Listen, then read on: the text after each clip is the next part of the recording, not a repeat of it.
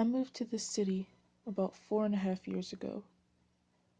I had to escape the rough grasp of my parents and the grit of the city I lived in. This new place is full of tranquility and peace. I hadn't seen one argument or heard any cop cars loudly patrolling the area. The shops were organized, the restaurants were all above 3 stars, and the parks were free of litter. Everyone was kind to each other, even if they were strangers.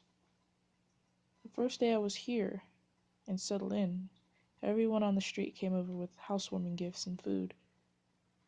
I'd just barely graduated high school, and the neighbors offered to help with food and clothes until I was stable with money. It was like a scene from a movie. I had only got to the house because of my brother. He lived in the area and was well off enough to get me a place away from mom and dad. He said as long as I had a job and didn't cause any trouble, he'd pay the bills.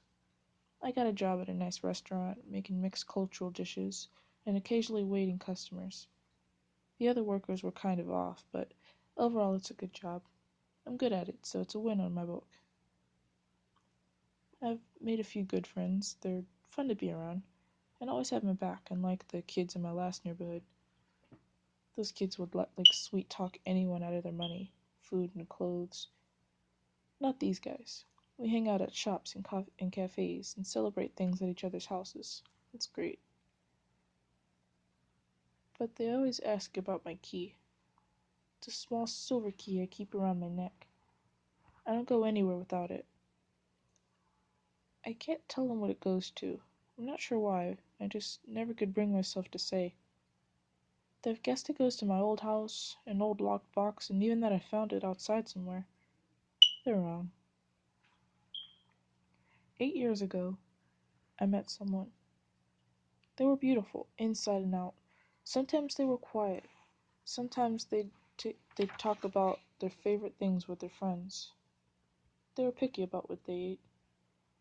Sometimes they wore all black with spikes, and other times they were dressed in a multitude of colors, and sometimes didn't really match. But they pulled it off somehow. They were sweet. We met. We fell in love. And I learned the darkness in their head. They would go days without food and showering. Sometimes they just didn't have the motivation to get out of bed. But they loved me. They supported me. And despite their awkwardness and the struggle, they tried to make sure I was okay. If I needed something that they had, they would give it to me without a second thought. They were beautiful. One December, they seemed particularly off.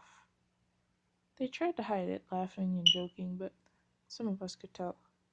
That Thursday, just before school break, they gave me a key, a small silver key. It went to a chain necklace that had a lock as the jewelry.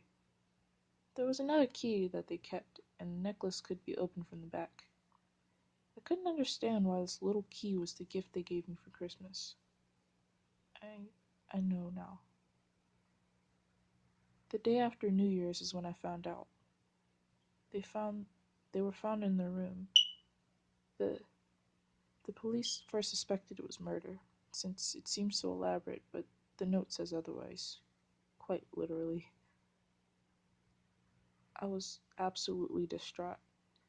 How could they leave me? Leave their family? I needed them. Everything was going downhill. I fell into the same dark volcano that they were in. I didn't eat.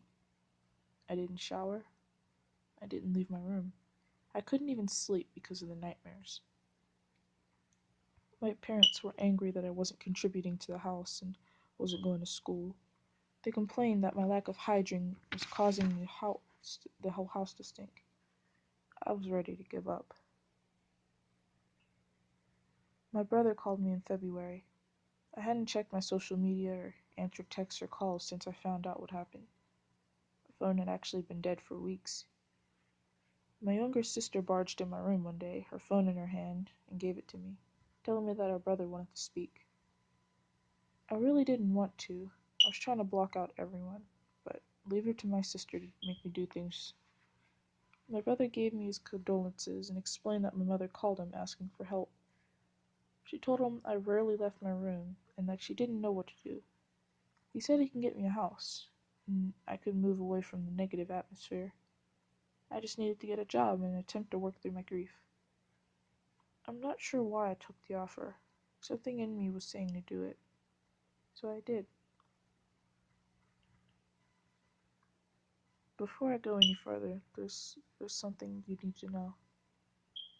This isn't my story. I was in it, but it wasn't me who moved to a better city to escape.